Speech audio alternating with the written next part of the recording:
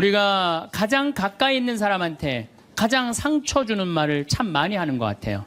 여성은 참 신비한 존재. 여자는요, 생리를 하고 난 다음에 1일부터 18일까지 점점 기분이 좋아진대요. 18일서부터 21일 사이까지는 기분이 최고래, 최고. 근데 21일부터 기분이 나빠지기 시작해. 생리할 때 되면 완전히 그 여자가 아니야. 원래 생각했던 그 여자가 아니야. 완전히 새로운 완전히 짐승이 하나 나와갖고 이상한 행동을 하는 거예요. 남편이 바람 펴 그러면 저도 그랬어요. 참고 살으라고. 좀만 참으면 죽으니까 그냥. 죽으니까 참고 살라고 그랬어요. 그 옛날엔 더 했죠.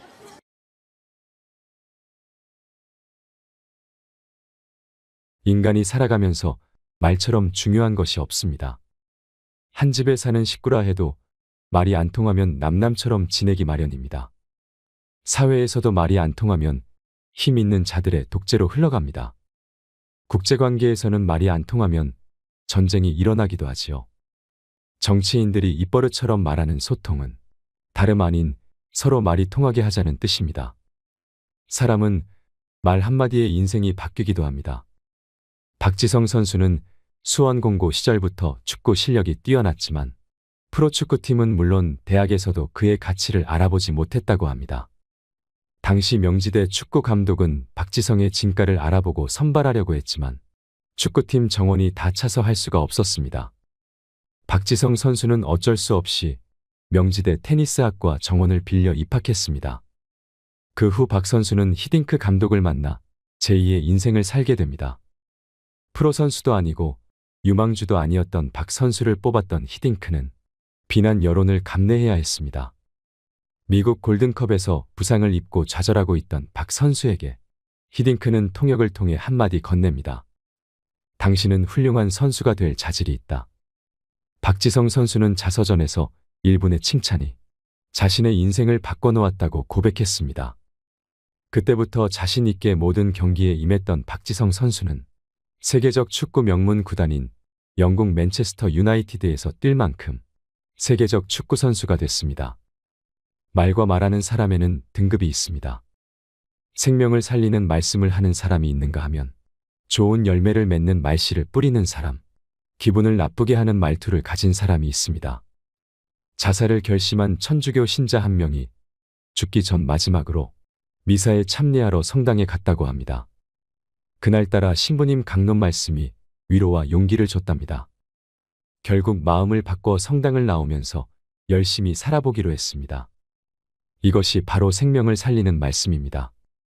마틴 루터 킹 목사는 1960년 흑인에게 투표권이 주어지지 않았을 때 I have a dream이라는 연설로 많은 흑인의 가슴에 희망을 심어줬습니다. 나는 피부 색깔로 사람이 평가받지 않고 그 사람의 인격에 의해서 평가받는 세상이 오기를 꿈꾸고 있습니다. 그 유명한 연설은 오늘날 미국 사회가 흑인 대통령을 선출하는 역사로까지 발전하는데 큰 몫을 한 말이 됐습니다. 말을 가장 험하게 쓰는 관계는 가족 간입니다. 특히 자식이 부모 뜻대로 되지 않을 말을 함부로 하는 경우가 많습니다. 공부를 못하면 죄인으로 여기는 대한민국 자식들에게 좋은 말로 격려해주는 부모가 얼마나 있을까요? 용기를 북돋워주는 말을 들으면서 자란 청소년들은 어디서나 당당하게 살아갈 자신감을 얻습니다. 특히 어린아이에게 무심코 뿌린 말씨는 그 아이 인생을 결정하기도 합니다. 2009년 한 방송사에서 한글날을 맞아 재미난 실험을 방송한 적이 있습니다. 밥을 지어서 한쪽에는 아나운서들이 고마워, 사랑해, 보고 싶었어 같은 긍정적 말을 하게 하고 다른 한쪽에는 꼴 보기 싫어, 쳐다보기도 싫어라는 부정적 말을 하도록 했습니다. 한 달이 지나자 놀라운 일이 벌어졌습니다. 좋은 말을 한 밥에는 향기가 나는 하얀 누룩이 핀 반면 부정적 말을 한 밥은 새카맣게 썩어버렸습니다. 하다못해 밥도 말 한마디에 이처럼 반응하는데 사람은 어떨까요? 현대인들은 입만 열면 힘들어 죽겠다, 이렇게 사느니 죽는 게 낫다는 말들을 많이 합니다. 살아가는 일이 얼마나 큰 축복인지 모르는 채 복을 날려버리는 말 한마디가 될 수 있습니다. 좋은 말에는 복이 따라오게 돼 있습니다.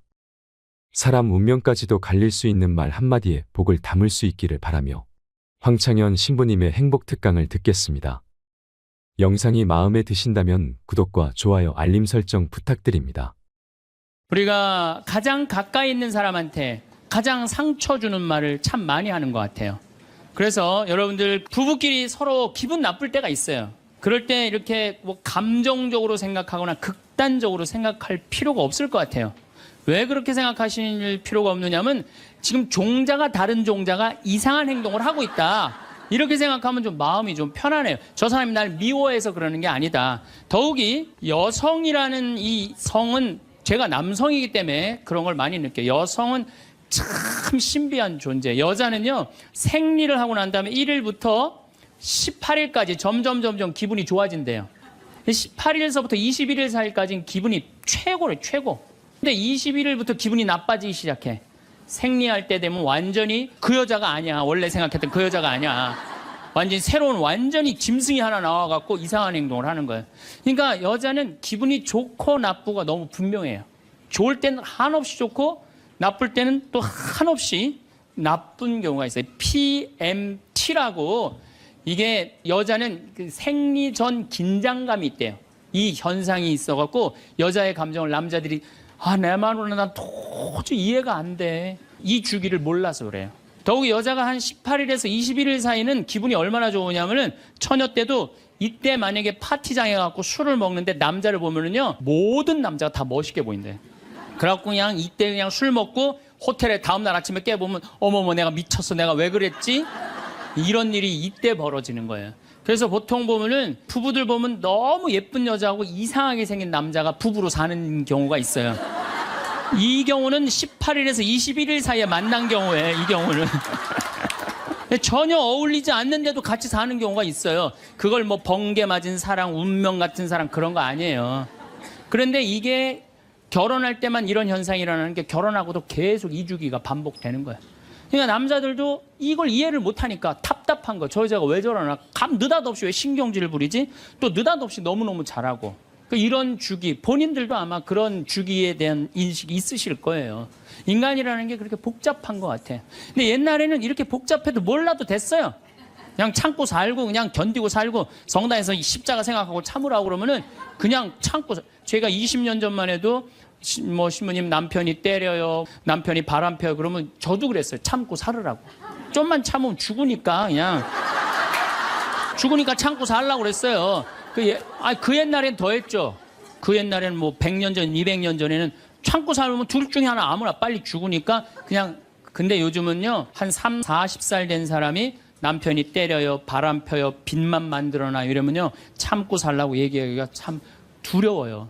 왜냐하면 참고 100년을 더 살아야 되는데 그거는 또 다른 형벌이거든요. 여러분들도 이제는 남자라는 이 동물을, 짐승을, 종자를 이해를 하셔야 돼요. 남편을 이해하라는 게 아니에요. 남자가 생겨먹은 게 어떻고 또 여기 있는 우리 형제님들은 여자가 생겨먹은 게 그러면 훨씬 좀 덜 싸울 거예요. 덜 크크크 치치치 카카카 된다니까.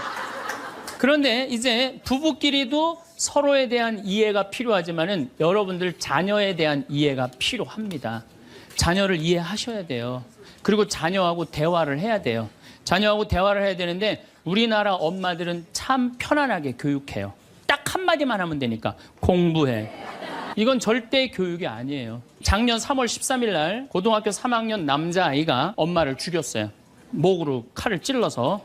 그런데 얘가 전국 4천등 하는 아이였대요. 모의고사에. 근데 엄마는 전국 1등 하라고 그래요. 전국 1등. 나는 전교 1등은 들어봤어도 전국 1등은 처음 들어봤어요. 전국. 자식한테 전국 1등 하라고 강요한 엄마는 처음 들어봤어요. 근데 얘는 전국 4천등이면요 서울대 들어가요. 왜냐면 1년에 서울대 4,000명 정도 뽑거든요. 4,000명 정도 뽑으면 뭐 카이스트, 경찰대 뭐 이런 데 다 빠지면은요 서울대 들어가고도 남아요. 그런데 얘는 전국 63등으로 고친 거야. 63등인지 62등인지. 내가 고등학교 때 반에서 받은 등수야 이거야 고등학교. 그런데 엄마가 이 성적표를 받아보고 아이를 야구방망이 골프채로 8시간을 두들겨 팼다는 거예요. 엄마가 전국 1등 하라고 그랬더니 왜 전국 62등 하느냐. 근데 3월 14일이 무슨 날이냐면 학부용 진학 상담하는 날이야. 얘는 전국 62등도 8시간 두들겨 맞았는데 전국 4,000등 걸리면은 나는 죽는다. 그래갖고 엄마를 미리 죽인 거예요. 나는 얘는 엄마를 죽였다고 생각하지 않아요. 시험 감독관을 죽인 거예요. 시험 감독관을. 근데 우리는 자녀들한테 왜 공부해야 되는지, 인생에 대한 철학, 삶의 진리 이런 얘기 전혀 하지 않아요. 그냥 무조건 공부하라. 무조건 공부하라 그래. 그러니까 애들이 왜 공부해야 되는지도 모르고 부모가 하라고 그러니까 지겨워도 하는 거예요. 그러니까 부모가 지겨운 거예요. 부모가 지겹고 부모하고 말을 섞기 싫고. 여러분들 맨날 초등학교 이제 한 5학년만 되면은 남편이 맨날 술 먹고 들어와. 남편이 요즘 경기가 안 좋아갖고 400만 원을 버는데 150만 원밖에 못 벌어. 그래갖고 남편이 걱정이 돼갖고 맨날 술을 먹고 들어와요.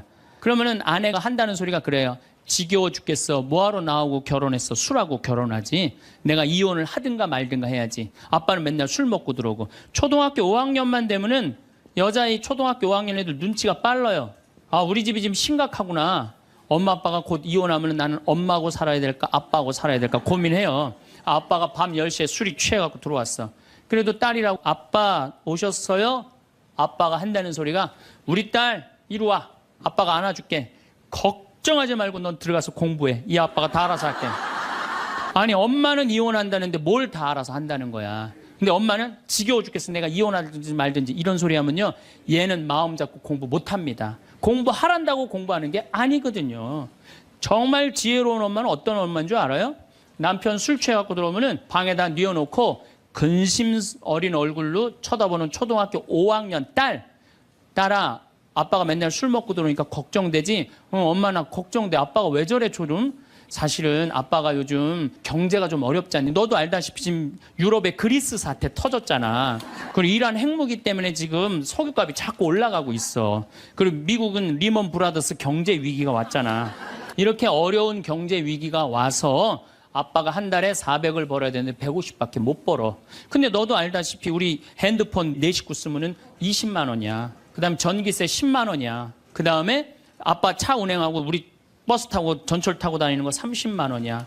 우리가 라면만 먹고 살아도 60만 원이야. 네 학원비, 동생 학원비 50만 원 들어가. 그러고 난 다음에 우리 아파트 부금 100만 원 들어가. 한 달에 최소한 250은 있어야 되는데 150밖에 6개월 동안 아빠가 지금 이렇게 우리 집이 마이너스야. 그래서 아빠가 저렇게 근심 걱정이 돼서 저렇게 술을 먹고 들어오니 네가 좀 이해를 해줬으면 좋겠다. 이렇게 말하면요, 얘는 방에 들어가서 고민해요. 우리 집을 위해서 내가 도대체 뭘 해야 될까? 고민해요. 그런데 우리는 자녀들한테 이런 얘기 일체하지 않아요.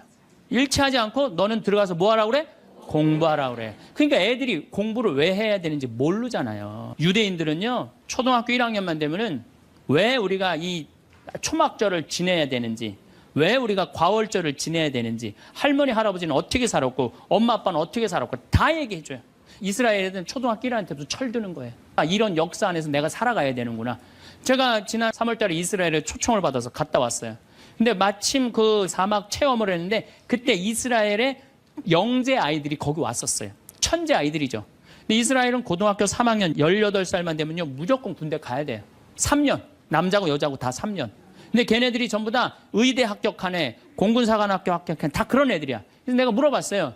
니네들은 18살만 되면은 군대를 간다는데 너희들 정말 군대 가고 싶느냐? 내가 물어봤는데 걔네 눈빛이 반짝반짝 그러면서 나는 이 나라를 위해서 가겠다는 거예요. 그리고 그냥 가는 것도 아니고 반드시 가고 그냥 기쁘게 가겠다는 거예요. 얘네들은 역사, 의식, 가정의식 다 있는 거야. 우리나라 애들은 20년 동안 역사 얘기도 안 듣고 사람 살아가는 도리 얘기도 안 듣고 무조건 뭐만 하라고 그래? 공부만 하라고 그래.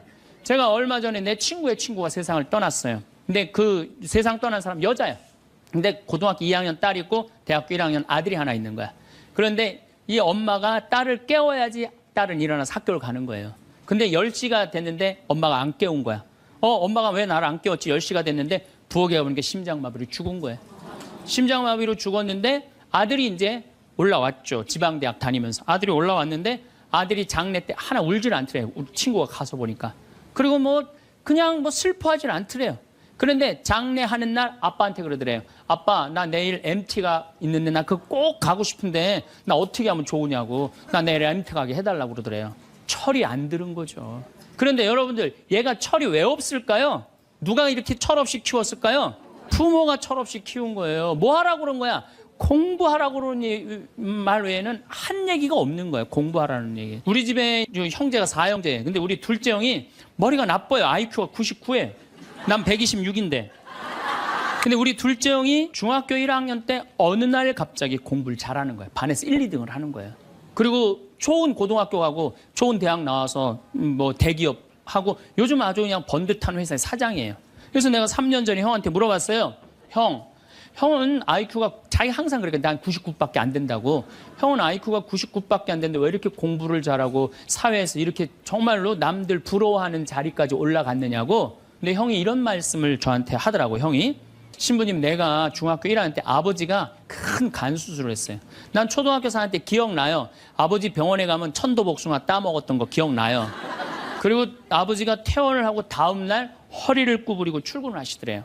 근데 우리 형이 보니까 어머니가 그랬대요. 여보, 며칠 쉬었다가 나가라고. 그렇게 허리를 구부리고 어떻게 출근을 하느냐고. 근데 아버지가 그러더래요. 나는 내 자식 먹여 살리고 공부시키려면 오늘부터 나가야 된다고.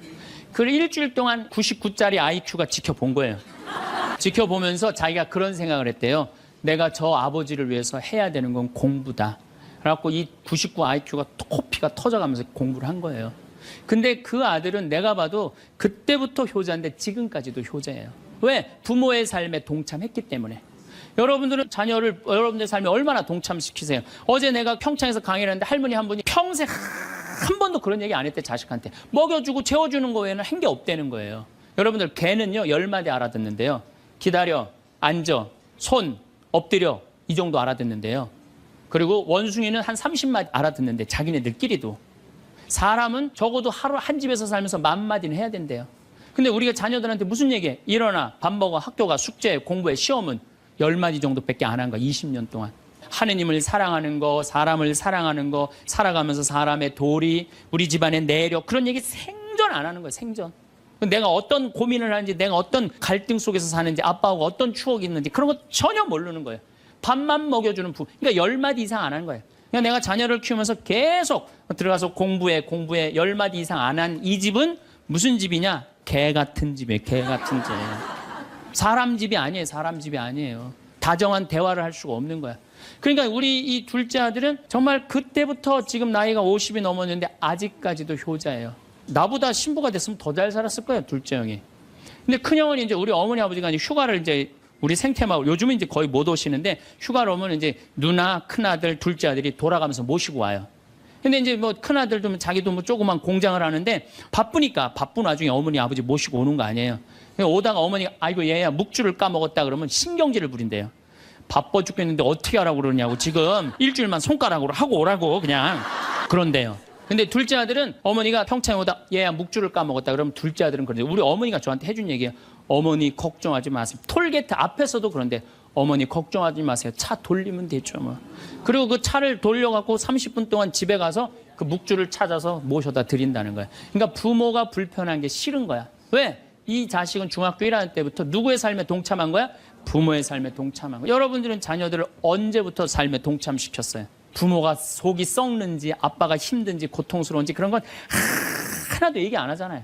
그리고 너는 뭐만 하면 돼? 공부만 하면 되는 거야. 저는 요즘 우리 사회가 지금 굉장히 거칠다 그래요. 왕따, 그다음에 학원 폭력, 성폭력, 충격적인 사건들이 많이 벌어지잖아요. 내가 보기에는 이거는 다 집안에서 말이 안 통해서 그래. 부모가 진리를 애들한테 알려줘야 될 거 아니야. 진리를. 그리고 하느님의 사랑도 알려줘야 되고. 근데 그런 얘기 생전 안 하는 거예요.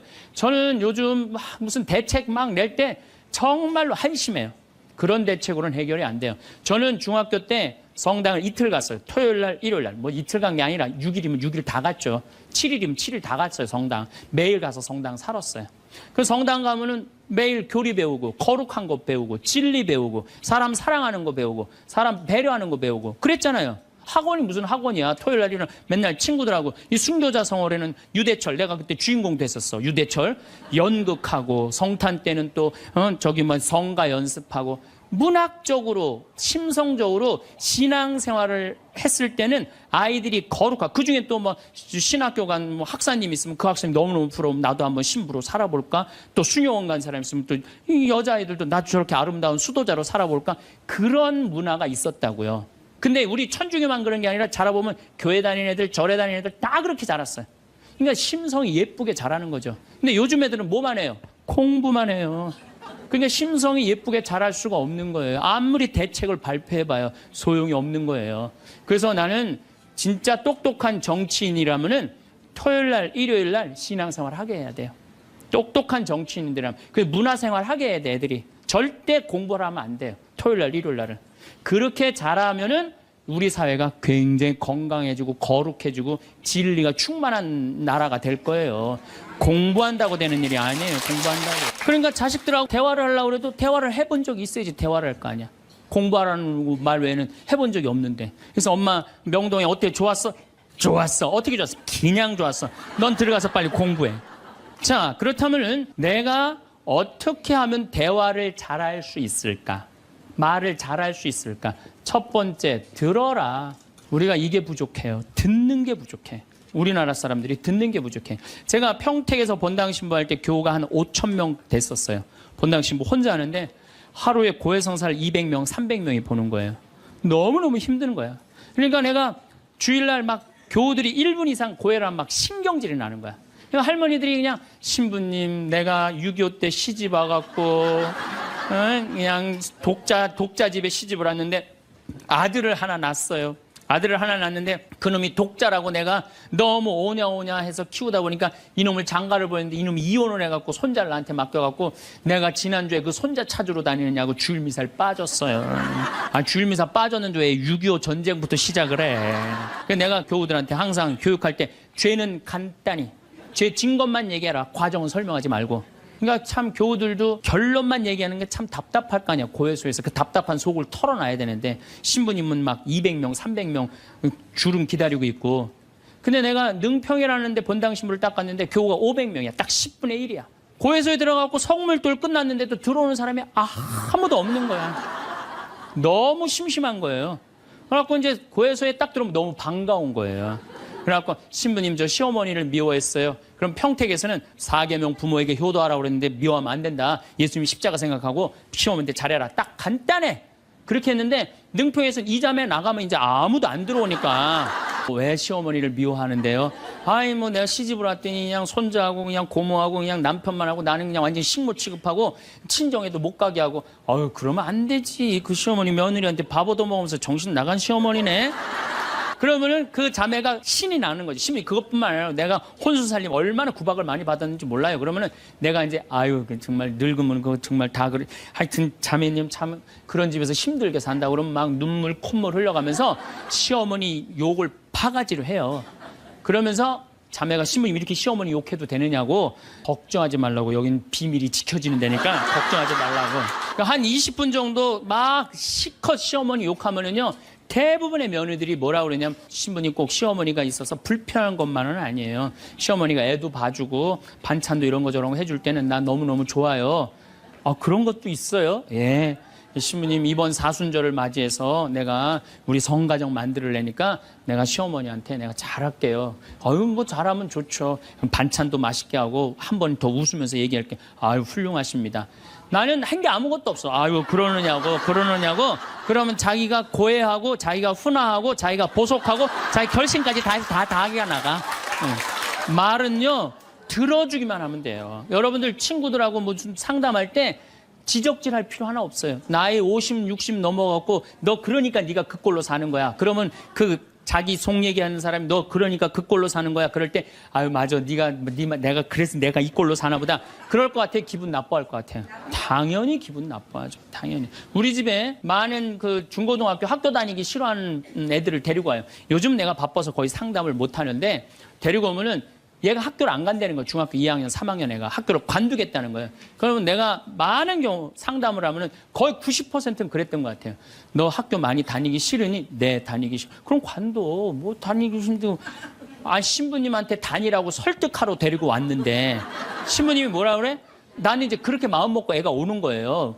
저 엄마가 날 저기까지 데려간 거는 나를 학교를 다시 다니게 설득을 시키려고 저 신부를 만나게 해주는구나. 근데 내가 관둬. 뭐하러 다녀? 내가 엄마한테 자세히 얘기해 줄 테니까 너 관둬. 근데 왜 다니기 싫은데 이거 이유가 뭐야? 그럼 공부도 따라가기 힘들어. 그래 맞아. 한번 따라지면 그거 못 따라가. 너 있잖아. 너는 머리로 살 놈이 아니라 내가 보기엔 몸으로 살 놈이다 너. 너 우리 생태마을에 와갖고 농사나 져라. 그러면 이제 자기 친구 얘기, 부모한테 섭섭한 얘기 다 해요. 그럼 아, 얼마나 힘들었겠니. 수업 시간에 조는 이유가 있지. 이해를 해야지 알아서 볼 거 아니야. 이해도 안 되는데 눈 뜨고 쳐다보고 있는 거 쉽지 않지.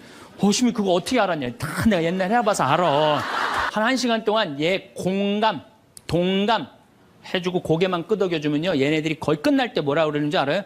신부님 막 그래도 아무리 생각해봐도 중학교는 졸업해야 될 것 같아요. 아니야. 중학교 졸업할 필요 없어. 나중에 네가 철 들으면 졸업해도 돼. 자퇴 그냥 하는 걸로 하자.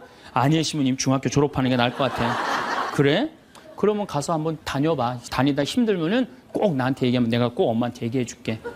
그래서 중학교, 고등학교, 대학 졸업한 애들 많아요. 아직도 연락하는 애들이 많아요. 신부님 감사하다고. 황창현 신부님의 행복 특강 잘 들으셨나요? 정말로 우리는 가장 가까이에 있는 사람한테 가장 상처를 주는 말을 하는 것 같습니다. 황창현 신부님은 내가 기분 나쁜 일이 있을 때 감정적으로 생각할 필요가 없다고 말씀하십니다. 그냥 나와 다른 사람이 이상한 행동을 하고 있구나 생각하면 마음이 좀 편안해진다고 합니다. 저 사람이 날 미워해서 하는 게 아니라고 생각하면 훨씬 낫다고 하지요. 여러분도 이 말에 동의하시나요? 생각보다 인간이라는 게 그렇게 복잡하지는 않습니다. 황창현 신부님께서는 이해 없이 무조건 참고만 살면, 특히 몇십 년을 더 참고 살아야 한다면 더 큰 형벌이기에 이제부터라도 남자와 여자의 종자를 이해하는 것이 중요하다고 하십니다. 그러면 훨씬 덜 싸울 수 있습니다. 여러분 오늘도 행복하셨으면 좋겠습니다. 사랑하는 가족들과 사이좋게 지내시길 바라며 더 좋은 영상으로 다시 찾아뵙겠습니다. 이상으로 책틀맨이었습니다. 지혜를 쌓는 당신의 오늘이 아름답습니다. 더 좋은 영상으로 찾아뵙겠습니다.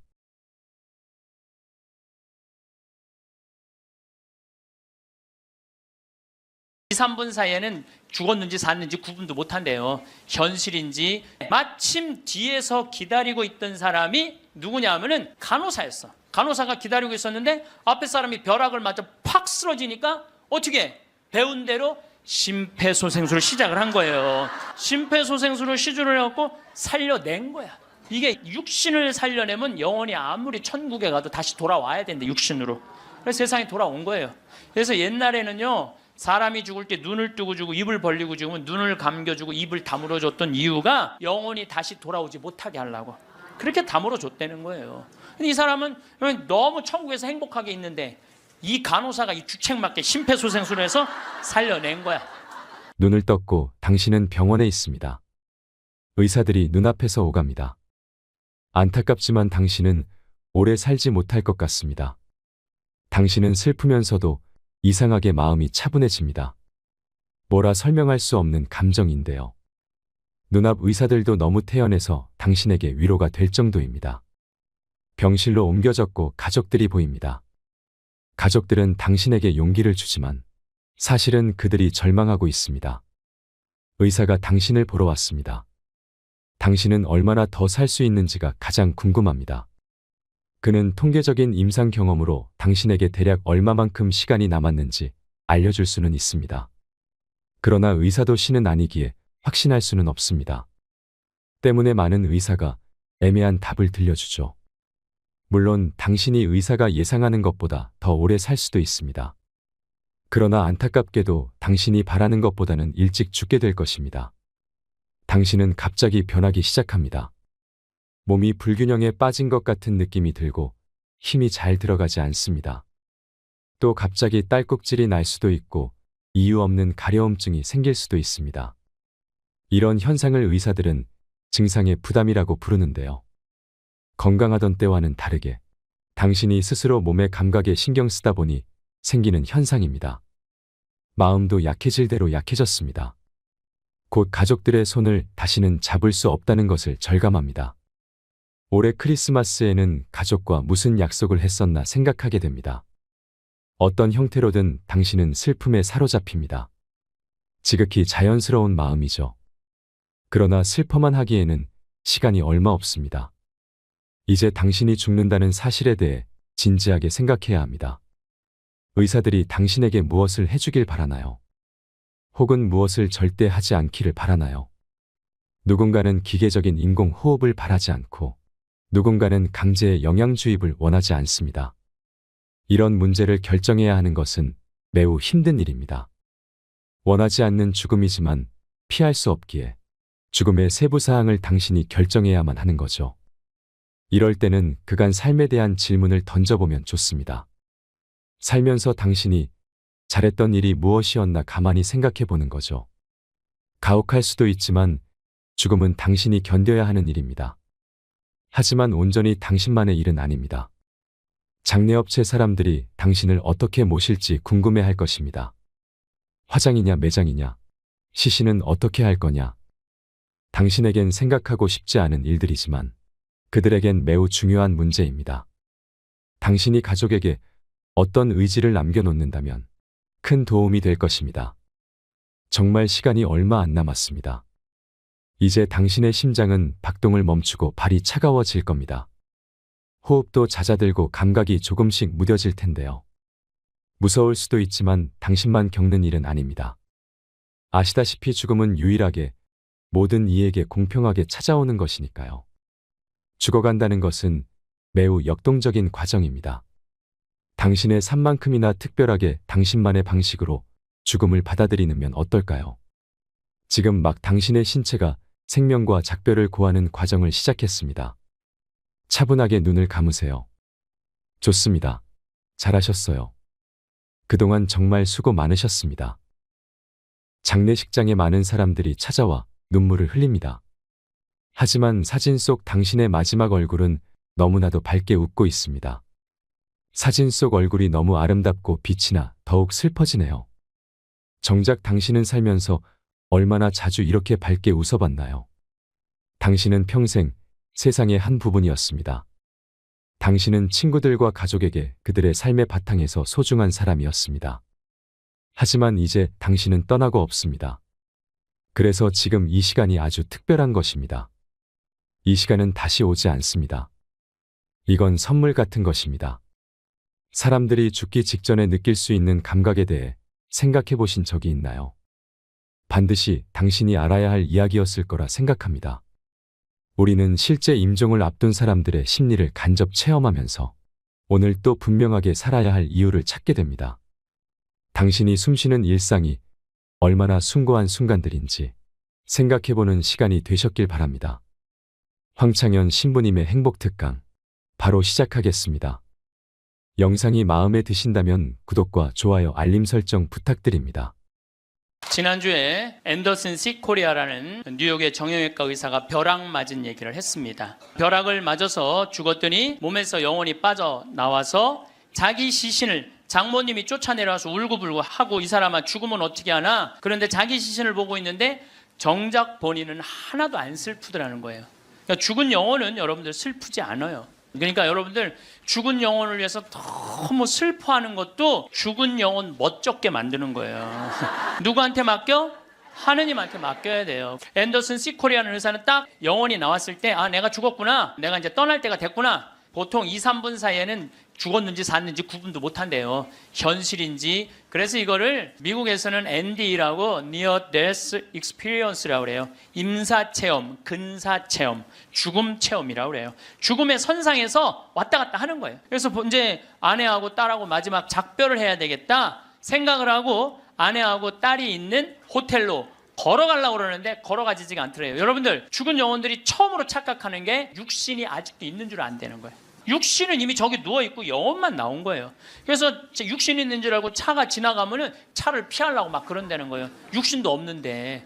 육신이 있어야지 이 육신이 내가 이 물질이 나라는 물질하고 마주치면서 이 막는데 나는 이미 물질이 없어진 건데 영혼인데 걸어가려고 하니 걸어가지지 않고 쫙 떠서 가더래요. 허기야 여러분들 동양 귀신, 서양 귀신 중에 걸어다니는 귀신 봤어요? 귀신들은 다 떠서 다녀요. 여러분들 저기 전설의 고향을 봐도 귀신들 보면 다 날아다니잖아요. 하다못해 저 중국 강씨도 이러고 다 떠다녀. 쫙 떠서 가더래. 그래갖고 이제 문을 열으려고 했는데 문 열을 필요도 없더래요. 그냥 몸이 통과돼서 들어가더래요. 이것도 성서에 다 나오는 거예요. 예수님이 부활하시고 난 다음에 제자들이 문 걸어 잠고 있었을 때 어떻게 했어요? 문 열지도 않고 그냥 그 안에. 그러니까 저는 요즘 과학이 발달하면서 많은 의사들이 죽은 사람들의 증언을 채취를 하고 연구를 하면서 그 내용이 신약 성서에 다 나와 있어. 우리 예수님 죽었다 부활하셨잖아요. 그렇죠? 죽은 사람 살려낸 거 예수님 다 살려냈잖아. 예수님 영원히 부활하시면 다볼산에서 거룩한 변모할 때 얼굴은 해와 같이 빛나고 온몸은 빛난다. 죽었던 사람들이 하늘나라에서 올라가서 본 장면 그대로 다 신약 성서에서 예수님이 다 보여주신 거야. 근데 우리는 그렇게 예수님이 보여줬는데도 다 필요 없어. 죽은 아버지가 살아 돌아와서 얘기를 해줘야 돼. 다른 사람 필요 없어. 그래서 쫙 떠서 가서 아내하고 딸이 있는 호텔을 딱 들어가 보니까 아내하고 딸이 얼굴에 막 페인팅을 하고 놀더래요. 근데 정작 자기는 안 슬프더래요. 떠나야 되겠구나. 그래서 그 죽은 사람들의 특징이 저 빛 있는 데까지 가는 여행길이 그렇게 멀게 느껴진대요. 근데 그 속도가 너무너무 빠르다는 거예요. 그래서 여러분들 우리 죽은 영혼들 잘 떠나가라고 죽으면은 마당에다가 못 떠나요. 사자밥 떠놓잖아요. 맷밥이라고 흰쌀밥 3그릇, 신발 3켤레, 국 3그릇, 그 다음에 엽전 3입 놓잖아요. 그게 뭐예요? 저승사자 둘 오니까 둘하고 죽은 본인 잘 떠나보내라고. 그리고 어디는 또 간장까지 떠놓는데요. 간장을 왜 떠놓는지 아세요? 이게 짜게 먹으면은 물 자꾸 먹히려고 중간에 서서 물 먹는다고 천천히 떠나가라고. 아니면 다시 돌아올 수도 있다. 그래서 간장도 떠놓고 된장도 떠놓는 거라는 거예요. 그래서 이거 죽은 이들을 위한 그런 것들이 너무너무 많은 거예요. 어쨌거나 하여튼 앤더슨 C 코리아라는 의사는 나와갖고 하늘나라 딱 올라가는 순간 이 사람도 역시 신앙이 없는 사람이에요. 여러분들 하늘나라 올라갔다 온 사람들 중에 성당 안 다니는 사람 상관없대요. 되게 어떤 사람들이 하늘나라에 많이 올라가냐면 이 세상 사랑하고 사람 사랑하고 아끼는 사람이 되게 올라갔다 오고 나쁜 짓 한 사람들은 다 어두운 데 갔다 온다는 거예요. 그러니까 성당 열심히 다닌다고 다 하늘나라 가는 거 아니야. 이것도 성서에 다 나와. 마태복음 7장 21절에 뭐라고 그래? 나더러 주님 주님 한다고 다 하늘나라 가는 건 아니다. 내 말을 실천하는 사람이라야 하늘나라 간다. 그러니까 성당을 아무리 다녀도 사람 미워하고 본당 신부 미워하고 막 옆에 있는 사람 미워하면 그 사람은 성당 다녔나 마나예요. 근데 이 앤더슨 C 코리아는 착하게 살았나 봐. 하늘나라로 올라가서 그 빛을 느끼는 순간 신으로부터 오는 걸 거부할 수가 없더래요. 완전한 평화, 충만한 사랑을 느낀 거지. 그래갖고 이제 하늘나라에서 너무 행복하게 있는데 마침 뒤에서 기다리고 있던 사람이 누구냐 하면은 간호사였어. 간호사가 기다리고 있었는데 앞에 사람이 벼락을 맞아 팍 쓰러지니까 어떻게 배운 대로 심폐소생술을 시작을 한 거예요. 심폐소생술을 시술을 해갖고 살려낸 거야. 이게 육신을 살려내면 영혼이 아무리 천국에 가도 다시 돌아와야 되는데 육신으로. 그래서 세상에 돌아온 거예요. 그래서 옛날에는요 사람이 죽을 때 눈을 뜨고 주고 입을 벌리고 죽으면 눈을 감겨주고 입을 다물어 줬던 이유가 영혼이 다시 돌아오지 못하게 하려고 그렇게 다물어 줬다는 거예요. 근데 이 사람은 너무 천국에서 행복하게 있는데 이 간호사가 이 주책맞게 심폐소생술을 해서 살려낸 거야. 살아 돌아왔는데 이 앤더슨 C 코리아라는 의사는 문제는 하늘나라에서 들은 음악이 너무 아름다웠던 거야. 하늘나라 간 사람들의 특징이 뭐냐면 너무나 아름다운 음악을 들은 게 그 사람들의 특징이야. 너무 아름다운 음악을 들어서 그걸 자기가 연주하고 싶은 거야. 그래서 이 사람은 94년부터요 박사학위가 2개야. 심리학 박사에 정형외과 박사인데 이 사람은 바이엘부터 피아노를 배워요. 배워서 2002년에 음반을 발표를 해요. 내가 유튜브를 통해서 그걸 들었는데 너무너무 연주를 잘하더라고요. 아니 무슨 무당이 갔다 오거나 뭐 이런 사람이 갔다 오면 무당도 무시할 건 안 되죠. 여러분들 무당도 신 내림 받은 무당은요 무시하면 안 돼요. 강신무들은요 무당 무시하면 안 돼요. 그 사람들은 뭔가 있는 거예요. 그들의 세계가 있는 거야. 이게 그냥 옛날에는 뭐 우리 교회만 나와 이게 아니야. 이제는 인간한테 있는 영적인 기운은요 그 상관없는 거예요. 어쨌거나 하여튼 이 사람 연주하는 걸 들어보니까 내가 너무너무 아름답더라고. 우리 가톨릭 안에도 벼락 맞아 죽은 사람 있죠. 95년 5월 5일 콜롬비아의 글로리아라는 치과 의사가 논문을 쓰다가 책 찾으러 이 사촌 여동생하고 가다가 벼락을 맞아 죽어요. 그 사촌 여동생은 그 자리에서 즉사예요. 항상 신앙이 열심히 해갖고 목에 목걸이를 하는데 글리 들어가고 심장을 완전히 그냥 강탈을 해버려요. 그 자리에 죽어버려요. 그리고 이 글로리아라는 의사는 벼락을 맞았을 때 어떤 일이 벌어지느냐면 간이 다 타요. 간이 다 타고 신장도 다 타요. 난소도 다 타버려요. 난소도 다 타버리고 이 젖꼭지로 번개가 나와요.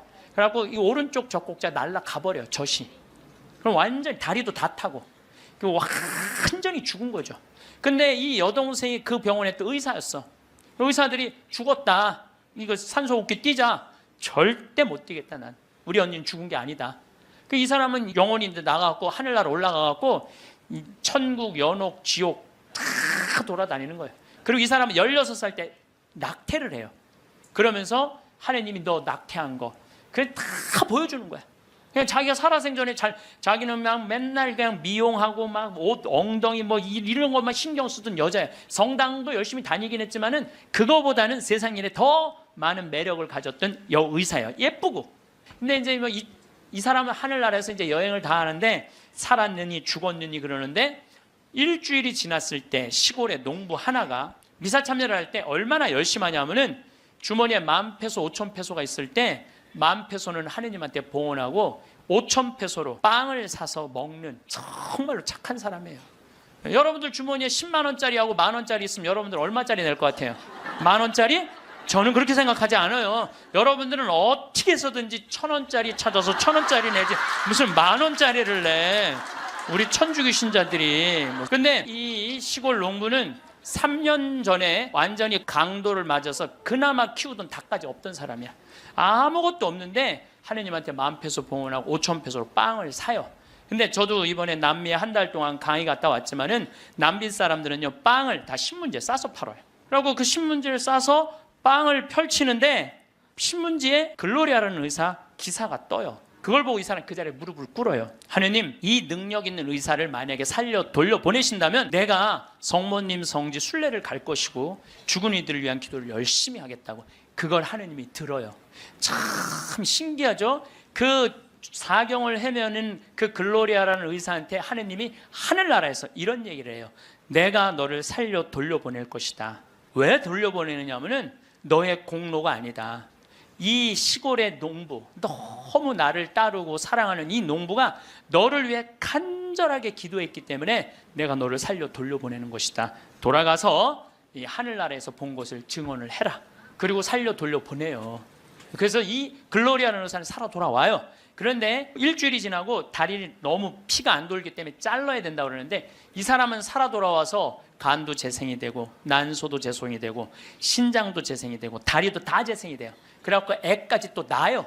정말 애를 하나 더 낳아요. 그리고 지금은 온 세계에 다니면서 자기가 벼락마저 죽고 난 다음에 살아 돌아와서 하늘나라 경험 얘기한 걸 다 얘기를 해주는 거예요. 여러분들 우리 죽은 이들을 위해서 기도하는 거 우리 가톨릭 교회 가장 아름다운 전통 중에 하나예요. 저는 이렇게 본당에 초상이 나면은 연도 바치러 꼭 갔어요. 연도를 바치러 내가 이제 저녁 한 8시나 9시쯤 가면은 그 연도꾼들이 꽉 차 있으면 기분이 너무너무 좋아. 교우들이 연도 바치러 주러 왔을 때 너무너무 기분이 좋아. 왜냐하면 여러분들 연도 바칠 때 뭐라고 그래요? 성부, 성자, 성령, 이 영혼 구원하여 주소서. 성모님, 요셉 성인 이 영혼 구원하여 주소서. 모든 천사이들 이름 부르면서 이 영혼 구원하여 주소서. 베드로, 야고보, 요한, 안드레아, 베네딕토, 루시아, 아네스 이 영혼 구해달라고 계속 성인들 이름 부르면서 구원해달라고 그러잖아요. 그럼 여러분들 생각을 해봐요. 우리가 이제 죽으면 하늘나라 올라가면은 하느님이 심판하지 않는다니까요. 베드로한테 맡겼잖아요. 베드로가 이제 천당 보낼지 연옥 보낼지 지옥 보낼지 결정할 거 아니야.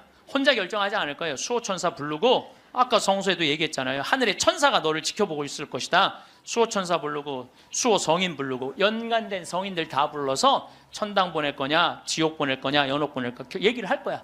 근데 밑에서 계속 이름 불러대면 성인들이 회의하다 뭐라 그럴 것 같아요? 야, 우리 이름 이렇게 불러대는데 웬만하면 올려보내자 그냥. 그게 바로 연도의 효과예요. 연도의 효과.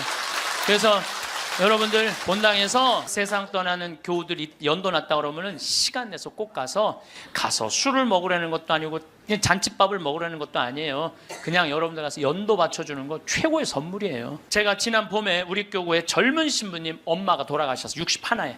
근데 그 엄마가 나 한참 병 모으고 비누 공장 할 때 많이 도와줬던 엄마야. 송탄 본당 자매님인데 내가 또 너무 우리 생태마을에서 그 아들은 지금 유학 가 있는데 우리 생태마을에서 같이 나오고 일도 많이 하고 그래서 내가 사순식에 인천교구에서 사순 피정을 해주고 저녁 주일날 밤 9시에 송탄 장례식장을 갔어요. 갔는데 사순식이면 신부들이 얼마나 피곤해. 하루 종일 성사 주고. 그런데도 그 9시에 그 엄마를 위해서 신부들이 30명이 모여 있더라고요. 다음 날은 물론 주교님이 월요일 날 장례 미사를 해 주시죠. 그런데 우리 수원교구는 신부님 부모님이 돌아가시면 주교님이 미사하기 전에 계속 매 시간 미사를 해요. 와서. 그게 우리 신부들이 그 동기 신부들에 대한 예의야. 예의. 그래서 매 시간, 그러니까 수백 명이, 우리 수원교가 한 450명 되니까 수백 명이 와서 미사를 해주는 거야. 근데 그날도 내가 이제 마침 주례를 하게 돼갖고 미사를 주례를 하는데 하늘나라에서 회의하는 소리가 들리더라고요. 아니 진짜로 하늘나라에서 회의하는 소리가 들리더라니까요. 이번 분은 대단한 분인가 보다. 이거 신부들이 수백 명이 이렇게 미사를 봉헌하니 이번 분은 그냥 묻지도 따지지도 말고 올려보내라. 그래서 우리 신부 엄마는 묻지도 따지지도 않고 천당 올라갔을 거예요, 분명히. 지난 봄에 또 내가 대국교구 교우들 위해서 토요일 날 강의를 갔어요. 그때도 뭐 1000명 이상 모였어요. 근데 오전 10시 강의인데 저는 항상 어디든 2시간 전에 도착을 해요. 강의 2시간 전에 도착을 해서 미리 이제 밥을 먹어요. 근데 이제 밥 먹을 때는 이 옷에 튀면 안 되니까 항상 사복을 먼저 입어요. 사복을 입고 허름한 청국장 찌개집, 아침에 청국장 찌개집을 들어갔어. 찌개집을 딱 들어갔는데 아주 멋있게 생긴 노신사가, 머리가 하얀 노신사가 나를 딱 보더니 눈이 점점 커지는 거야. 그러니까 나를 아는 거지. 나를 아는데 근데 이제 로만 칼날 안에니까 진가민가 했나 봐요. 그렇다고 내가 가사 걷고 저는 황창현 신부입니다 이렇게 할 수가 있나. 그냥 아시는 걸로 끝나는 거죠. 그래서 앉아갖고 이제 그 노신사 먼저 밥이 나왔어요. 근데 밥을 독특하게 드시더라고. 밥이 나왔는데 밥 몇 숟갈을 한 몇 알을 떠더니 뚜껑에 딱 올려놓더니 잠깐 이러더니 밥을 먹기 시작하더라고. 아, 독특하다. 조금 개신교법도 아닌데, 독특한 우리 천주교법도 아니고. 그래서 이제 나도 이제 밥이 나와갖고 이제 난 이제 성호를 이제 긋고 이제 밥을 먹으려고 이제 사복을 입었어도 성호를 닦으니까 성호를 그니까 그때서 그 노신사가 이렇게 말하는 거예요. 혹시 황창현 신부님이시냐고? 그래서 나 황창현 신부 맞다고. 그랬더니 자기는 불자라는 거예요. 불자인데 신부님 행복 특강을 돈도 안 내고 너무 잘 본다는 거야. 어쩜 이렇게 젊은 신부가 모르는 게 없냐고. 자식들한테 한 푼도 주지 말고 다 쓰고 통장에 500만 원만 남기라는 말 너무너무 공감한다고, 너무 고맙다고 그러더라고요. 그래서 감사합니다. 그리고 이제 내가 그분이 불자라는 말을 들었을 때 밥을 왜 몇 알을 떠놓고 뚜껑에 올렸는지 알아요. 영혼밥 떠놓은 거예요. 영혼밥. 네, 아까 내가 사자밥 말씀드렸죠. 우리 죽으면 영혼들 떠나 보내듯이 여러분들 우리도 밭에 나가고 일할 때 참 나오면 밥 몇 알 뿌리면서 뭐라 그래요? 이게요, 제가 아까 얘기했지만은 이게 영혼은 천주교 신자들만의 공유물은 아니에요. 모든 인간들이 죽어서 영원한 여행을 떠나는 거예요. 그 여행을 우리는 좀 안전한 동아줄을 떠나는 거고, 하느님 믿지 않는 사람은 어느 줄을 잡아야 되는지 모르고 떠나는 것 뿐이죠. 우리는 좋은 줄을 잡고 있는 거죠. 영혼밥 떠는 거죠. 그래갖고 이제 그 노신사는 이제 밥 먹고 갔어요. 나도 이제 밥을 다 먹고 계산을 하려고 그랬더니 아주머니가 아까 그 노신사가 밥값을 내고 갔다는 거예요. 내가 그때 깨달은 진리가 하나 있어요. 우리 천주교 신자들이요, 밥 먹을 때 반드시 성호를 긋고 먹어야 돼. 그래야지 뭔가 얻어먹는 게 있는 거예요. 여러분들 성호를 긋어야지. 지난달에도 우리 생태마을의 부관장 신부들하고 내가 또 신학교 보낸 신부들하고 여행을 같이 갔어. 단풍 여행을 갔어. 단양이라는 곳을 갔는데 전심에 이제 신부들 꽤 많았죠. 능이버섯 찌개를 시켰어요. 우리들 많이 시켰어요. 그래서 이제 다 나왔고, 야 우리 기도하고 먹자 그랬더니 성호를 딱 긋는데 저쪽에서 아저씨 하나가 오더니 황 신부님이 있냐고 그러더라고요. 그렇다고 그러니까 자기 성당 안 다니는데 신부님 강의 너무 재밌게 보고 있다고. 밥값은 내가 내겠다. 그래서 이 성호 걷는 게 진짜 중요해. 성호 걷는 게. 우리 천주교 신자들 영혼밥 떠나요 안 떠나요? 떠나요. 왜 안 떠나요? 여러분들 영혼밥 떠나요. 우리 식사 후 기도 때 뭐라 그래요? 전능하신 하나님 베풀어 주신 모든 은혜 감사드리나이다. 주님의 이름은 찬미를 받으소서. 이제와 영원히 받으소서. 세상을 떠난 모든 교우들이 천재자비하심으로 평화의恩식을 얻게 하소서. 이게 영어 기도문에 없어요. 내가 영어로 식사 전후 기도 하거든요. 없어요. 영어. 한국에만 있는 기도문이에요. 영혼들을 위한 기도. 참 좋은 기도문이에요. 그러니까 이게 연옥 영혼들이요, 다른 나라 사람들 천주교 신자들 밥 먹을 땐 쳐다도 안 봐. 근데 누구 밥 먹을 때만 기다려? 한국 천주교 신자들 밥 먹을 때만 기다리고 있는 거예요. 그 영혼밥 한번 얻어 먹어보려고. 근데 우리 천주교 신자들이 얼마나 못됐는 줄 알아요? 식사 전 기도는 해 그나마. 근데 식사 후 기도하는 신자가 거의 없어요. 그냥 일어나는 거야. 얼마나 영혼에서 황당하겠어요. 연옥에서. 여러분들 이제 식사 후 기도하세요. 꼭 하세요. 우리들이 항상 영혼들을 위해서 기도해야 돼. 또 묵주기도 끝에 뭐라 그래요? 예수의 우리 죄를 용서하시며 우리를 지옥불에 소구하시고 연옥 영혼을 돌보시며 가장 버림받은. 여러분들 이게 1917년 파티마 성모님이 루시아 프란치스코 히아친트한테 부탁한 거예요. 왜? 연옥 영혼들이 너무 불쌍한 영혼들이 많으니까 너희들 기도해라고. 그러니까 저는 요즘 이렇게 이 죽음 강의를 준비하면서 장례차가 지나가면은요, 천주교 신자, 개신교 신자, 불교 신자 가리지 않아요. 가리지 않고 성호 커요. 성호 긋고 하느님 저 영혼 구원해달라고 좀 기도해요. 나는 도저히 이해가 안 가는 종교단체가 있어요. 우리 교회에 나와야만 구원받는다고 얘기하는. 근데 그 몇 명이냐면 14만 4천 명에 속해야만 구원받는다고. 난 이해가 안 가요. 여러분들, 하느님이 그것도 2000년 역사상 대한민국의 고교회 14만 4,400만 명만 구원하려고 당신 아들 죽였겠어요? 온 인류의 하느님을 이렇게 째째하겠어요? 다 구원하고 싶어 하세요. 만약에 14만 4,400만 명만 40 말도 안 돼. 14만 4천 명만 구원하려고 그러면 나는 예수님 그럴 것 같아. 14만 4천 명 구하려고 하면 예수님이 이랬을 거예요. 야 베드로야 네가 죽어라. 그 14만 4천 명. 예수님은요 모두를 구원하시기 위해서 십자가 지신 거예요. 그래서 하늘나라는 활짝 열려 있는 거예요. 불교에는요 4대 보살님이 있어요. 관세음보살, 지장보살, 보현보살, 문수보살이 있어요.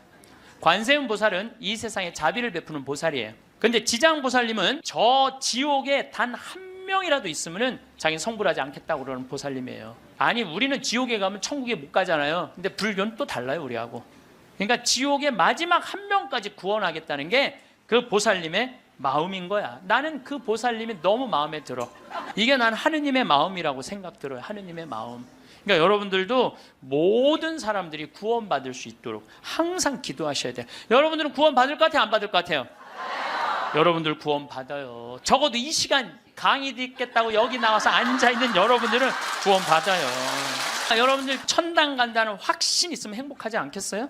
행복하죠? 내가 이제 막 죽을 때가 다 됐어. 근데 싹 하느님이 와갖고 한 일주일 전에 귀에다 대고 너 축하해, 너 천당이야 이렇게 얘기하면 행복할 것 같아? 안 행복할 것 같아요? 행복하겠죠? 근데 이거를 누구한테 하느님이 하냐면 프란치스코 성인한테 해요. 프란치스코 성인한테 나타나갖고, 프란치스코는 굉장히 빨리 돌아가시잖아요. 40대 초반에 돌아가시잖아요. 하느님이 와서 너는 연옥의 벌을 면한다. 바로 천국이다. 그랬을 때 프란치스코 성인이 너무 행복하고 일주일 동안 밥을 안 먹었다는 거야. 너무 행복해서. 아 나도 지금 하느님이 오늘 저녁에 와갖고 창현아 너 천당이야. 너. 아 우리 인사발령 신부들 인사발령 굉장히 기다려지거든요.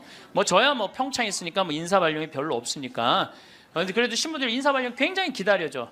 그 인사발령 때 가고 싶은데 너 거기야라고 얘기하면 신부들이 얼마나 좋겠어요. 근데 우리 마지막 인사발령 너 천국이야. 마지막 인사발령. 근데 마지막 인사발령이 너 지옥이야. 그러면 어떻게 될 것 같아?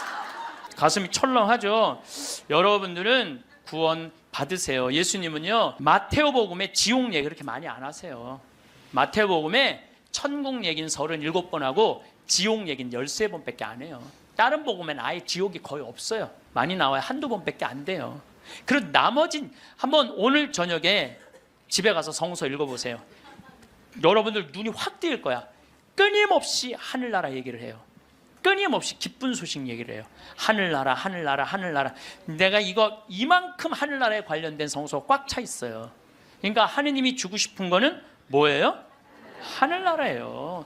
예수님이 뭐하러 그렇게 십자가에 고통스럽게 돌아가셨겠어요?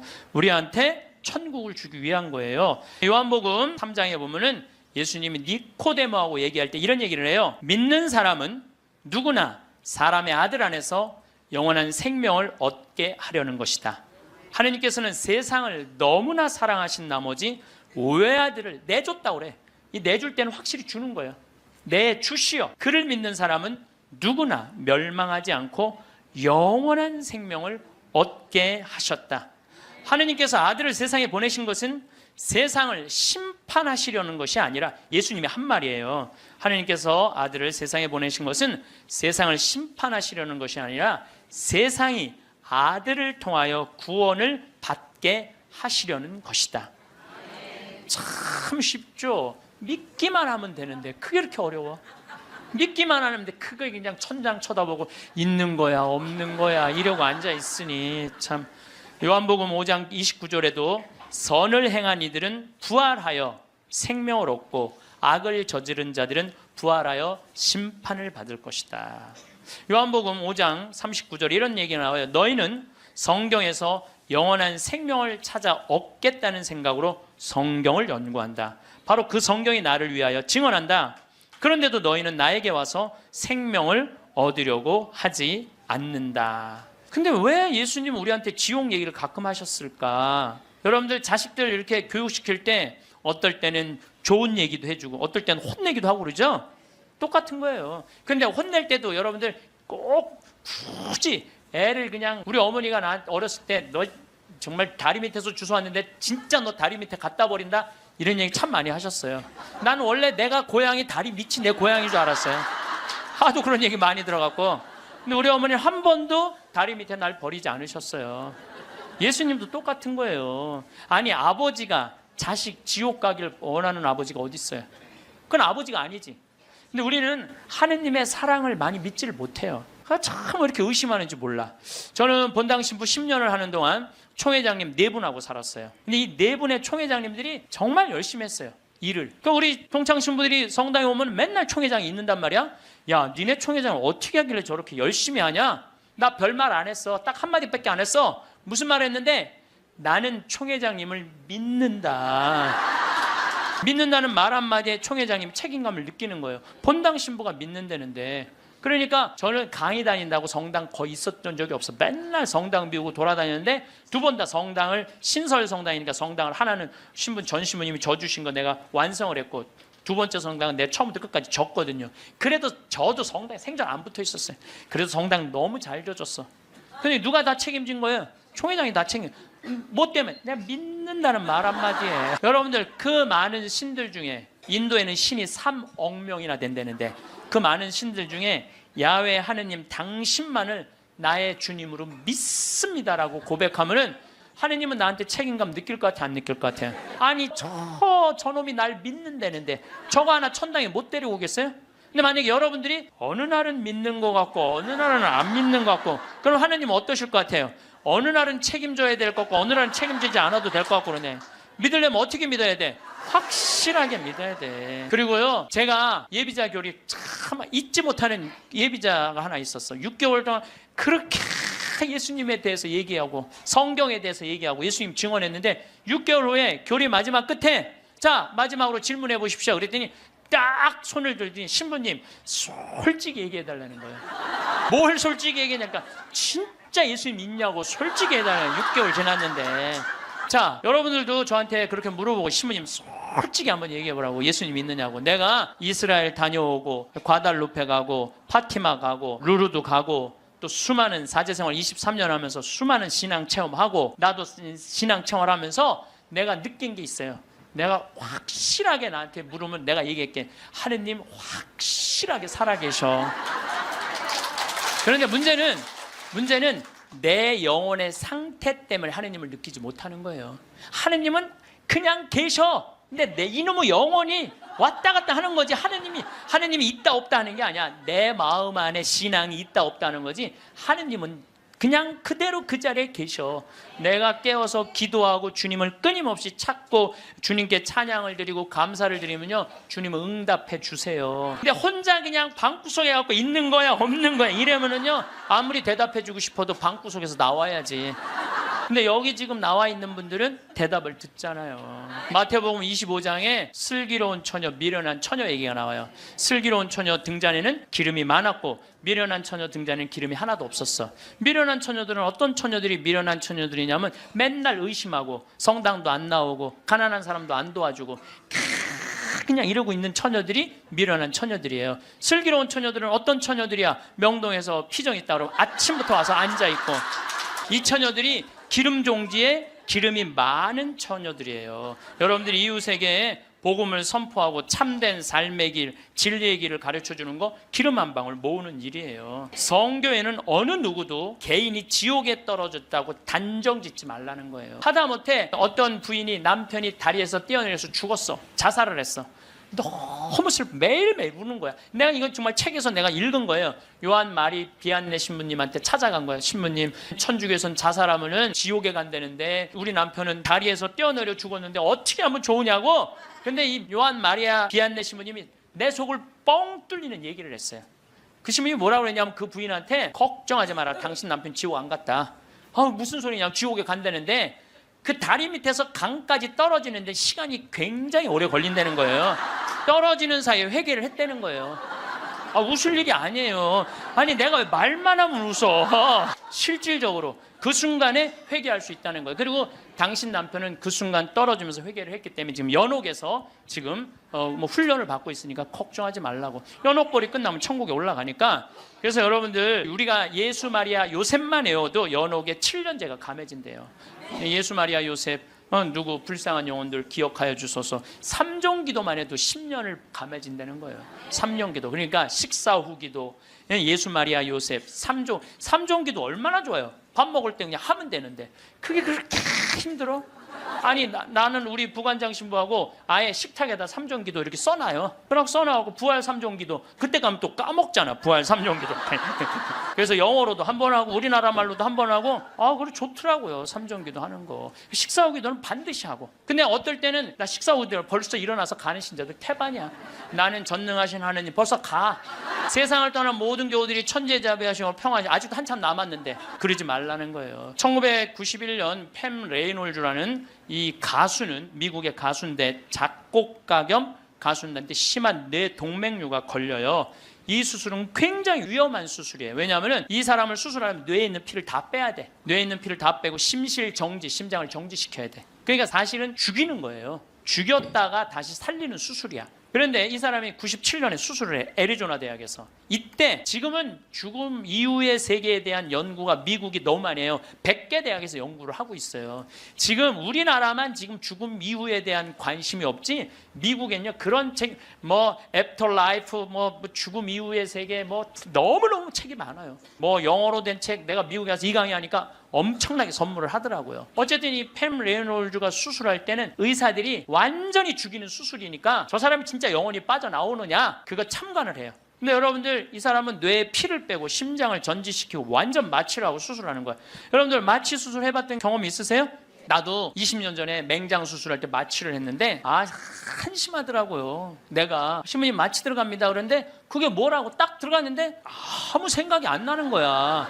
나 탁탁 치는데 깨어나 보니까 벌써 배를 가르고 맹장을 떼어냈다는 거야. 아니 내 맹장을 떼어냈는데 내가 모르는 게 말이 돼? 답답하더라고요. 떼어냈다는데. 그래서 내가 다음에 수술할 때 반드시 정신을 똑바로 차리고 아무리 마취를 해도 내가 어떻게 수술하는지 지켜봐야 되겠다. 근데 내가 이제 거의 한 5년 전에 위암 수술을 하게 됐잖아요. 위를 3분의 1을 잘라내잖아요.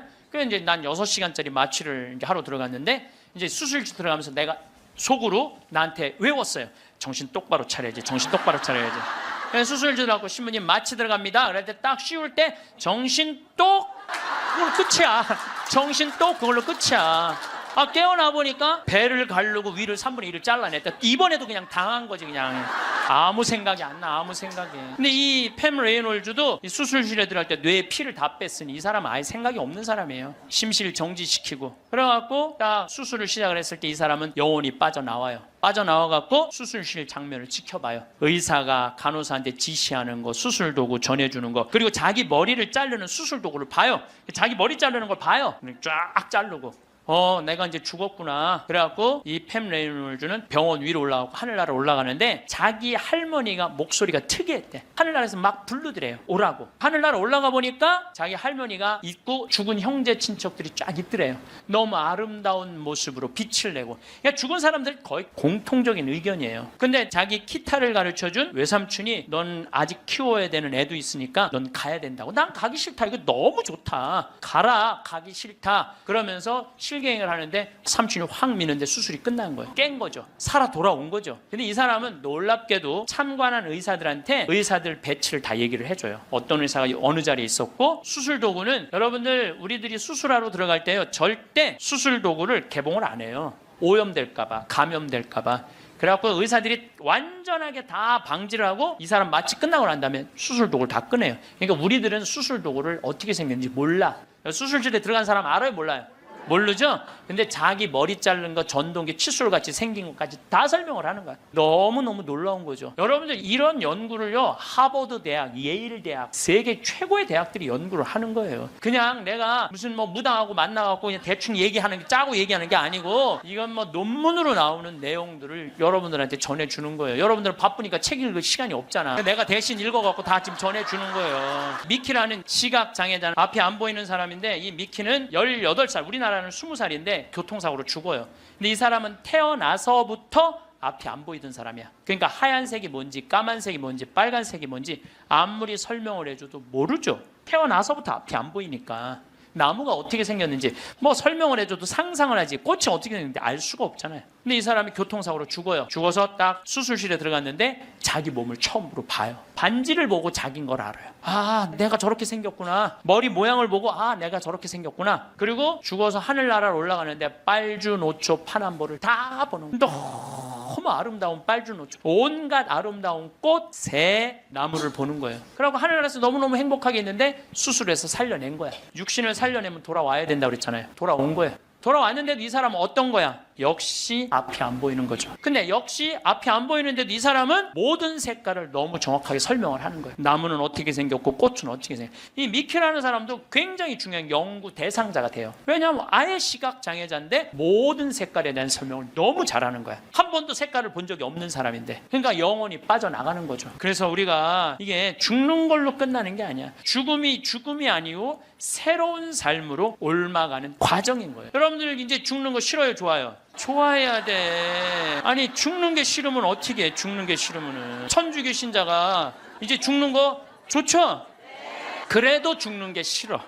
그래도 살아있는 게 나아. 이 이야기는 조금 더 다음 시간에 하면서 내가 죽음이라는 것이 그냥 우리가 하느님을 만나기 위해서는 반드시 죽음이라는 걸 거쳐야 돼. 제가 조금 어려운 얘기 하나 할게요. 나는 사실 어려운 얘기를 잘 안 하는 편인데 이번 건 굉장히 어려운 얘기예요.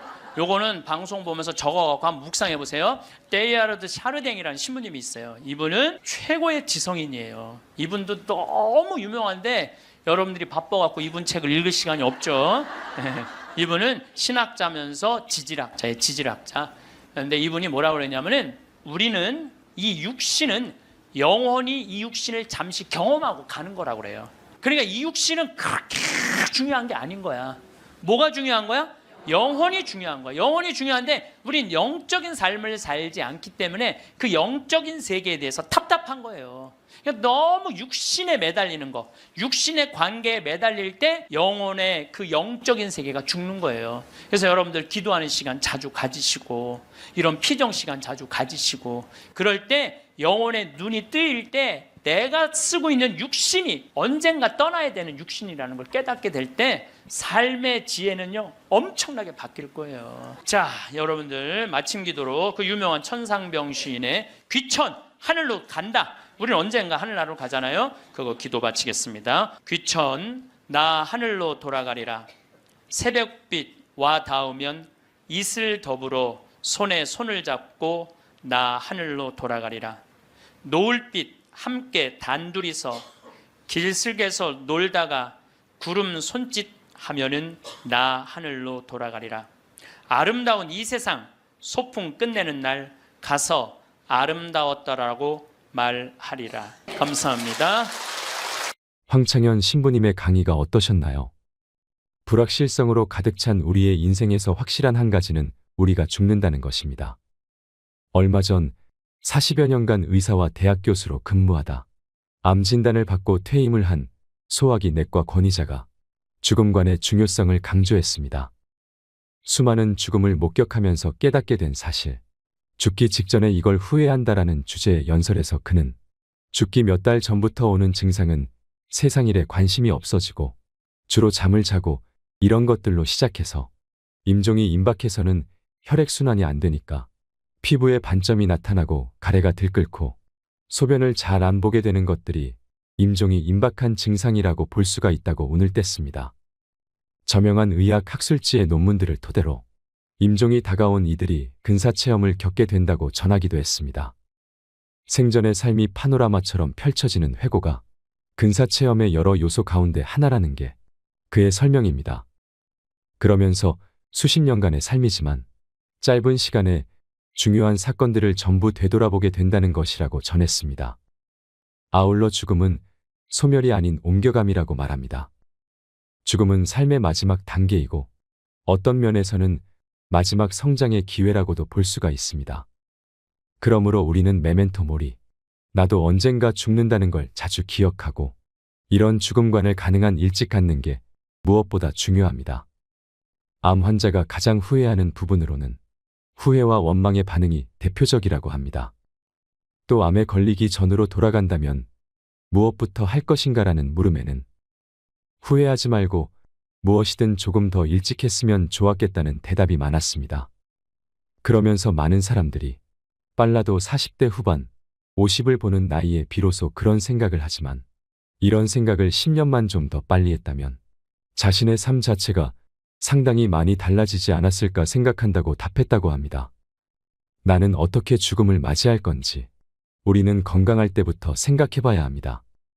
병이 없을 때 건강할 때 유언장을 쓴다든가 사전연명의료의향서를 작성해봐야 됩니다. 건강할 때 생각해보고 필연적으로 맞게 될 죽음을 어떻게 맞이하고 해나갈 건지 생각을 자주 하는 게 굉장히 중요합니다. 여러분, 죽음을 두려워하지 말고 죽음에 의연해지세요. 그러면 행복한 노후, 행복한 죽음을 맞이할 수 있을 것입니다. 이상으로 책틀맨이었습니다. 지혜를 쌓는 당신의 오늘이 아름답습니다. 더 좋은 영상으로 찾아뵙겠습니다.